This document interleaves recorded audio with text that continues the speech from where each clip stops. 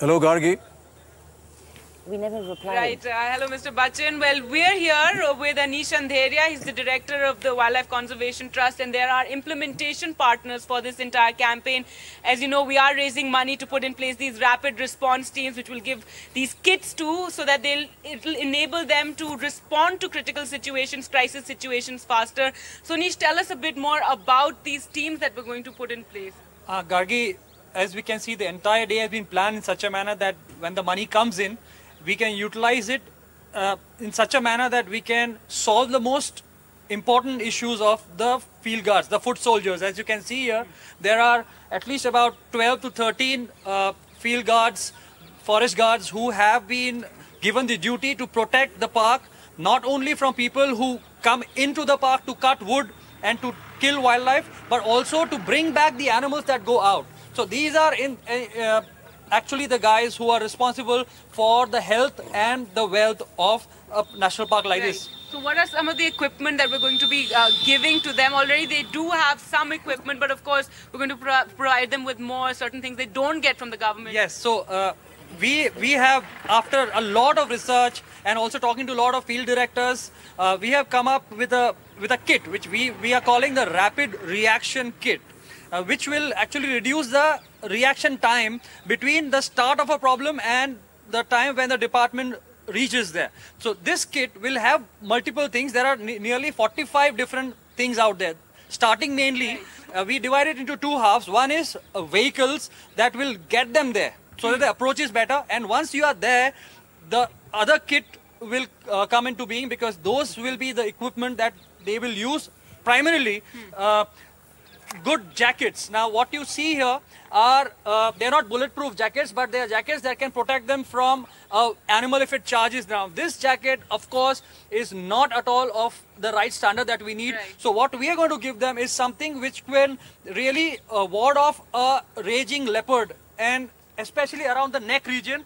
The helmets also, right now, they are all typical bike helmets, but what we need are special helmets that will not hamper their vision, but at the same time their neck will be protected, because tigers and leopards attack people on the neck, and this is the most vulnerable portion. So that once you have something which can protect you from wildlife, their morale will be boosted and they will be fearless. They can actually go and investigate the situation much better. Another thing that a well-equipped team like this can create is to give confidence to the people, because when a tiger or a leopard moves into the village, what happens is there is panic and thousands of people crowd around the animal. But once you have a team that looks equipped, that looks confident, automatically I'm sure those thousands of people will be assured and they will move away. That's how that's one of the issues we've seen. One of the main issues, the conflict. Now the tranquilizer gun, now that of course is very important, and training on about how to use it and to have the correct sort of method. Yeah, I mean, see, I can tell you that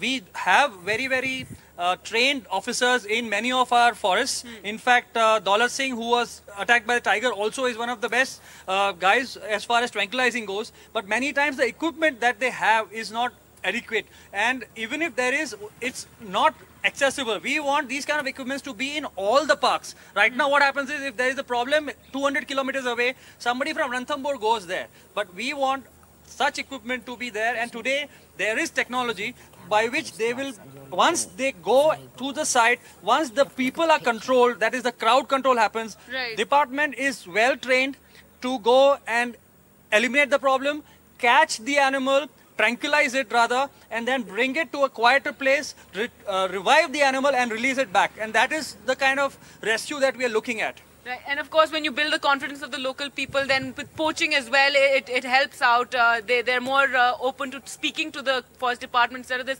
adversarial sort of relationship that's developed now.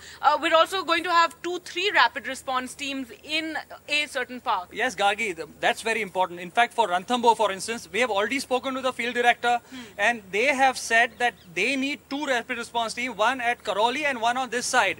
Now, what that does is, it will give them the command or control over the entire periphery of the park. The park are huge, normally more than 600 square kilometers, and you have a huge periphery. So you need a team at both ends so that it can cover the distance rapidly. There are other important backups that can always happen. Another important thing that I'm missing out here is that there will be a a survival kit along with this that will equip 6 people to live inside the forest in all seasons, including peak monsoon, peak winter, for 4 days.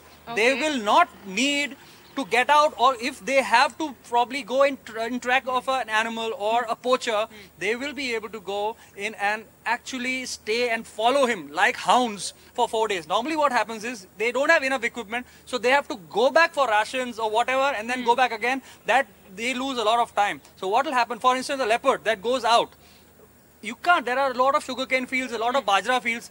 It's not possible for them to get the animal on the first go. So what happens is, they go there, there will be tents in there. So they can actually pitch a tent, they won't have to, and stay there till the problem is solved. That assures people majorly because the department is right there. So they are actually trying to do something. So there is a lot of psychological impact, positive impact that is there on people.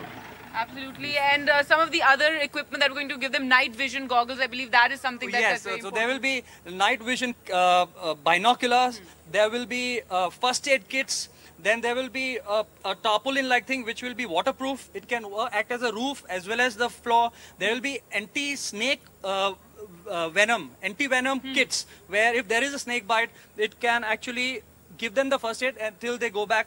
Then there are things like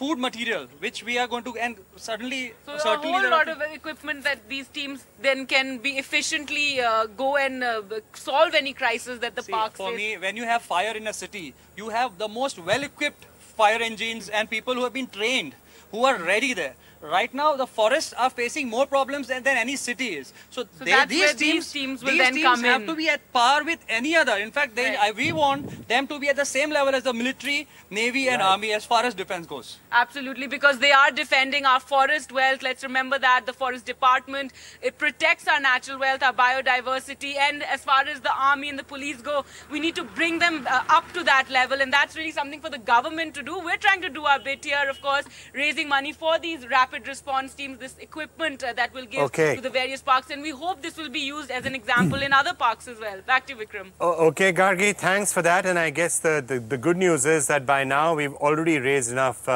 money for 11 such kits. So 11 kits. So if they need 2 in Ranthambore, that can be arranged, and probably in a number of other reserves as well. 11 already, and they are still, well, we're only halfway there actually. They're 14 lakhs each. 14 lakhs each. For each of those kits is 14 lakhs, and we've got